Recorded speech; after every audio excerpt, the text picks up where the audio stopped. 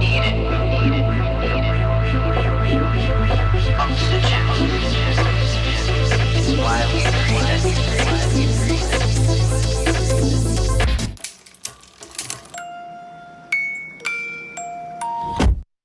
Don't forget to follow Grit Daily News as well as me, your host, Loralyn Mears, everywhere on social media. And how about throwing 4 or 5 stars our way if you're listening to Apple or Spotify? Subscribe to our show. Hey everyone, welcome back to the Grit Files. And this is sponsored, of course, by Grit Daily News. In the house today, we've got something that's a little out of the ordinary. Like lately, we've been on this kick talking about all of these tech solutions. Well, we've got a medical solution here that's all centered on how people can live more confidently. So you say, what does that mean? Well, this is all about hair transplantation and live confidently. It's not only on the side of, okay, I don't want to be bald. Maybe I'm a woman and I'm very sensitive about my hair and I'd like to, deal with that bald spot that I have. Maybe I'd like to be and live more confidently if I could trust a clinic who's going to steer me the right way, not take advantage of me, not take advantage of my vulnerability, but really give me the guidance and the support that I need to feel confident that the procedure is likely going to work and it's the one that is right for me. So without me taking any more thunder from the founder of Solve Clinics, hi, Andrew Kashian, welcome to the show. Thank you. Super excited to be here. Well, everybody always wants to know, right? How do you get on this path? So are you that guy that was bald and just envying everybody else out there that had a full thick of hair? How did it go? How did this get started? Yeah, a lot of people ask me that. And fortunately for my genetics, I haven't experienced too much hair loss and I have readily available options to help keep my hair. But I got into this industry as the byproduct of recognizing a huge need, not only in cosmetic medicine or hair loss medicine, but in medicine as a whole. Recognizing how broken it's been for a long time. And Solve was, the byproduct of that, of seeing that brokenness, not only within the medical structure, but also outside of the medical structure and how they treat patients. And I think a part of that may be why Solve Clinics is one of the fastest growing and highest trusted clinics in the country in this procedure. Yeah. And can you talk to us a little bit about that? I mean, one of the key messages that you're sharing is that it's all about safety. It's about assessing if the patient is right and ready for the procedure and then doing it affordably. Those are how you and then your founding partner recognized that you needed to disrupt this industry and make it better. Talk to us about that whole backstory, how that came together. Yeah. So it was a pretty far while back, 10, 15 years ago, maybe even longer. And I was fresh out of college, was living with one of my close childhood friends here on the north side of Chicago.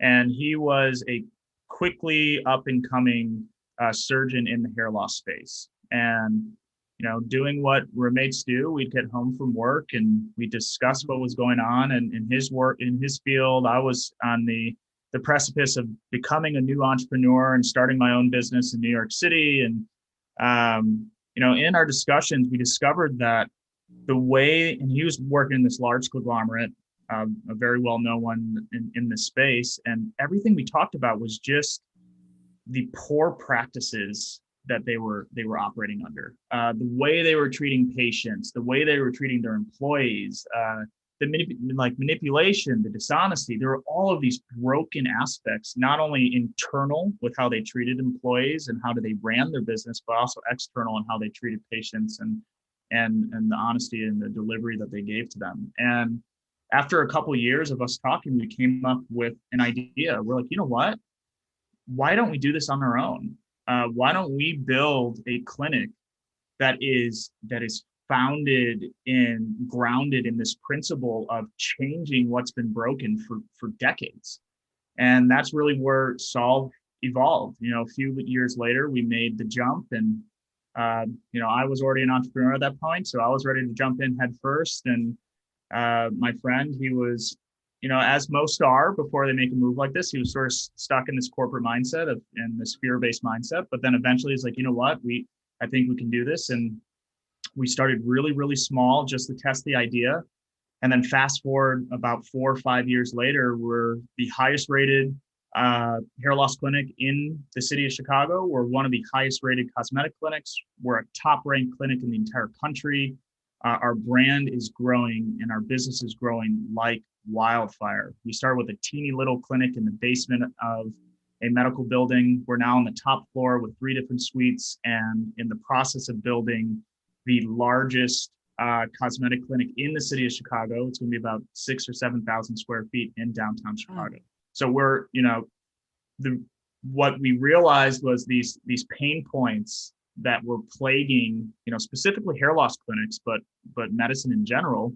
In addressing those issues, they were recognized not only from an employee basis, but also from a patient basis, where now we're bursting at the seams and we're trying to figure out the challenges and the exciting challenges that come with a quickly growing business.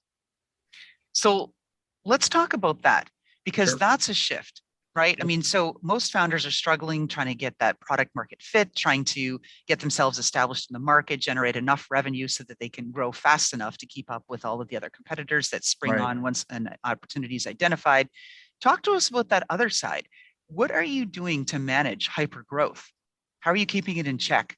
Yeah, it's tricky. Quality assurance and being able to stay to your core principles is the hardest part, especially when it comes to medicine. Medicine is so plastic surgery, cosmetic medicine, hair loss medicine in this case, is so contingent on the quality of care that you give. And a lot of businesses make the mistake of embracing growth too quickly, especially in this field of like, oh, we could open 10 clinics and we'll just hire anybody and we'll expedite the training process. And what happens there is quality spirals. So for us, as challenging as it is and as tempting as it is to take that bait to go down that path, we have elected to take a more slow and steady approach of making sure everyone that we hire, everyone that we train is kept to the same high standard. And in turn, the growth trajectory might be a little bit slower, but what it's done is it's ensured us a very, very secure business without a jeopardizing of quality or, more importantly to us, the principles that we stand by.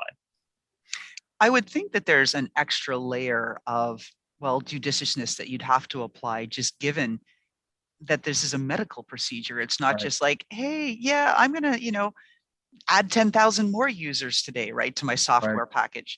Right.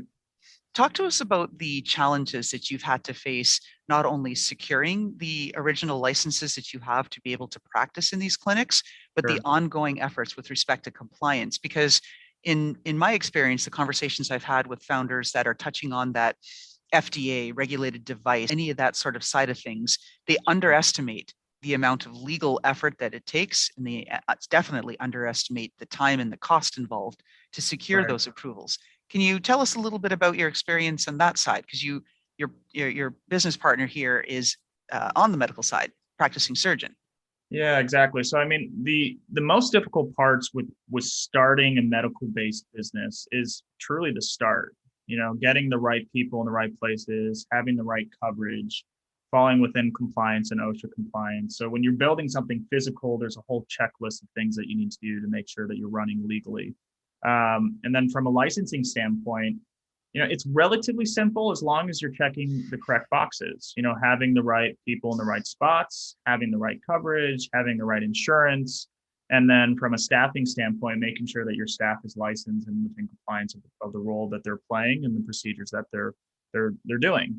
There have been issues in our industry specifically with some clinics having people who aren't properly licensed or have a license that's below the requirement doing procedures they shouldn't be doing.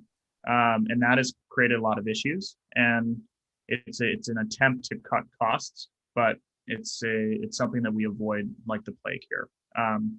So with medicine's an interesting field because it's changing so rapidly, especially with COVID. There's this emergence of massive telemedicine.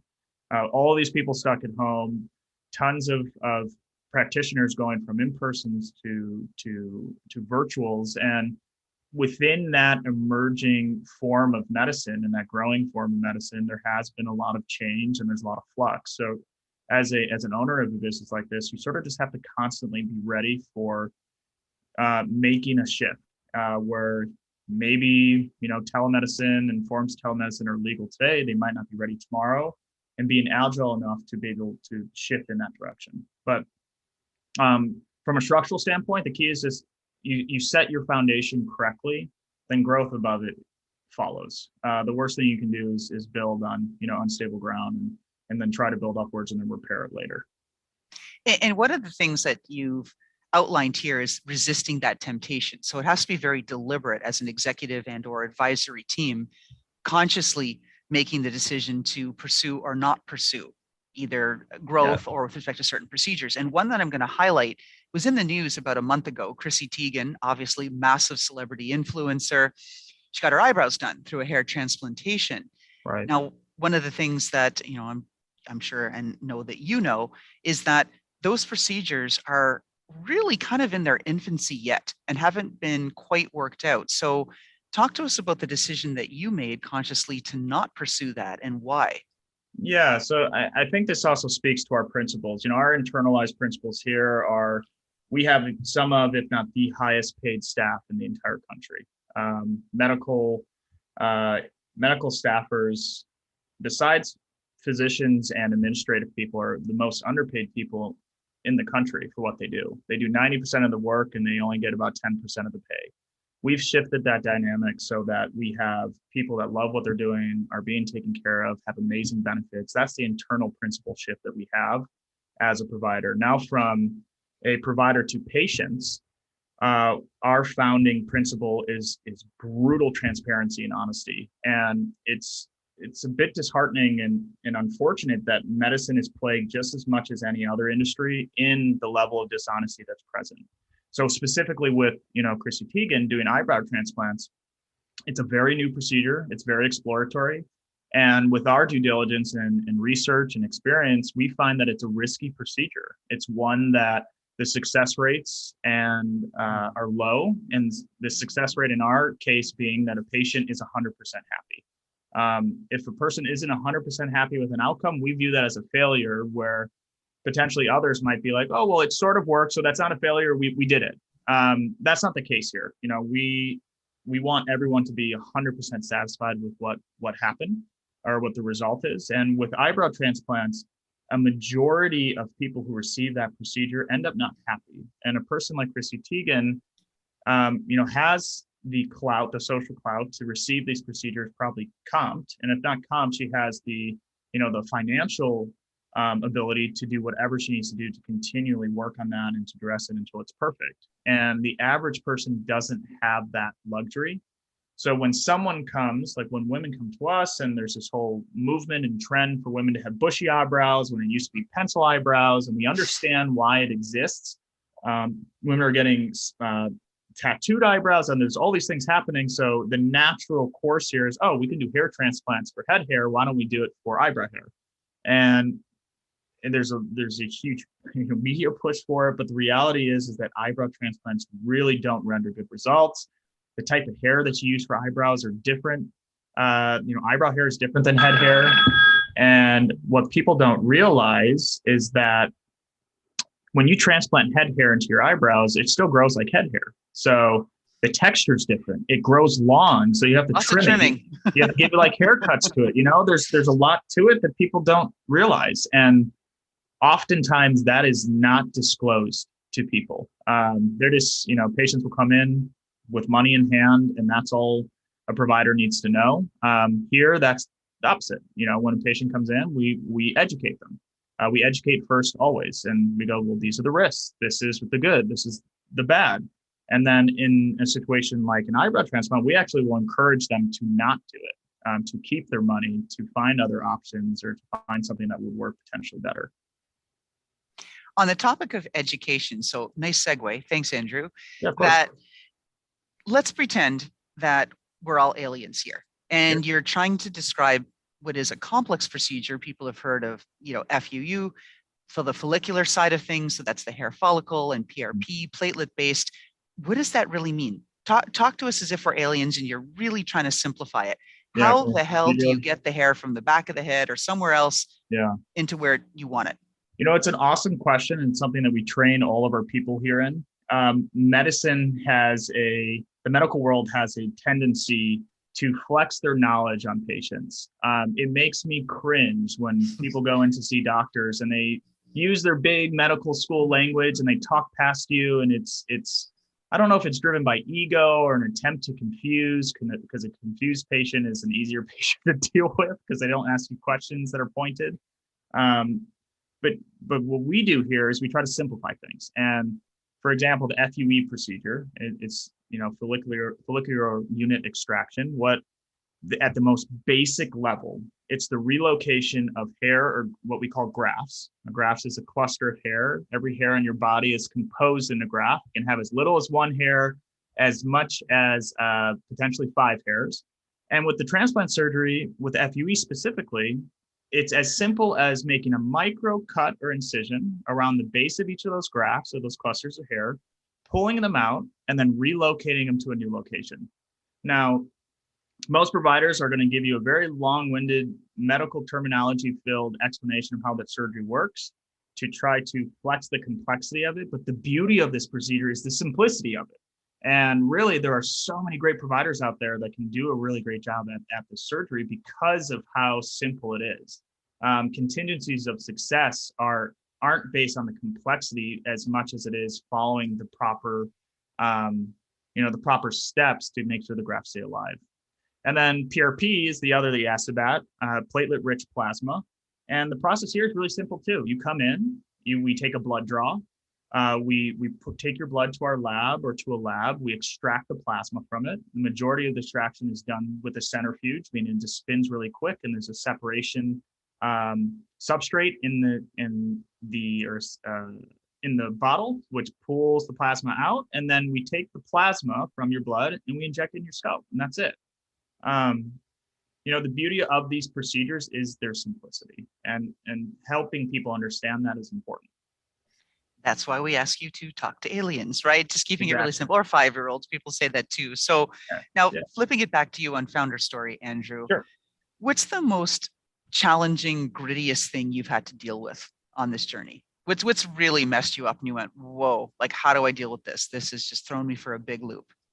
Yeah, I think the most difficult thing for us is that since we are pioneering this new approach to medicine, it's been met with a lot of resistance from other providers as well as patients, because it's a little bit confusing. A lot of patients early on would come in and be like, we don't understand how you pay your people more, you charge your patients less, you get really good results, and you're growing. It's like this perfect storm of like, how is it possible?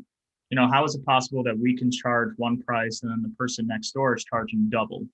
And that sort of resistance has been a little bit harder to bridge than expected.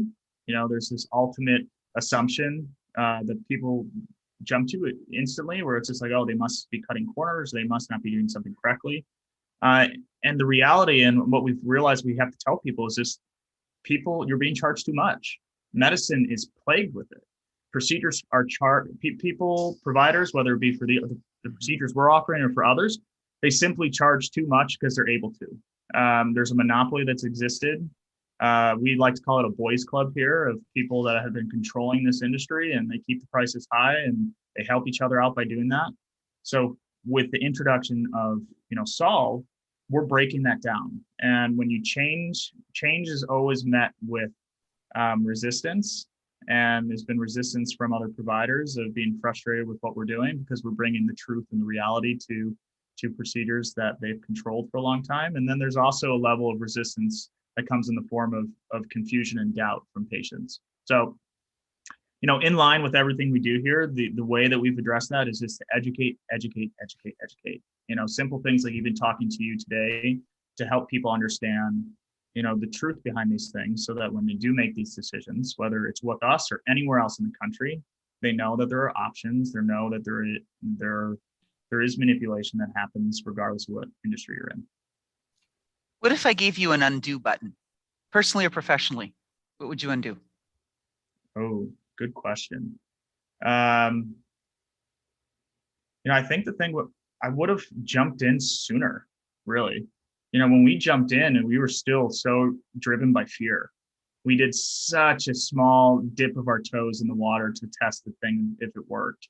And in retrospect, it delayed our progress by like 2 years because we wanted to take this gradual, safe, approach to this because we were nervous. We didn't really, we were scared. We thought it was a great idea. We believed in it, but truthfully, we didn't believe in it enough. Otherwise, we would have jumped in sooner and quicker and harder.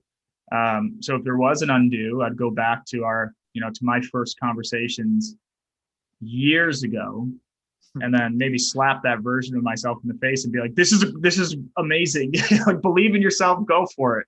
Because we could have been so much further than we are now. But, these things take a natural course for a reason. So there's no real regrets with the path.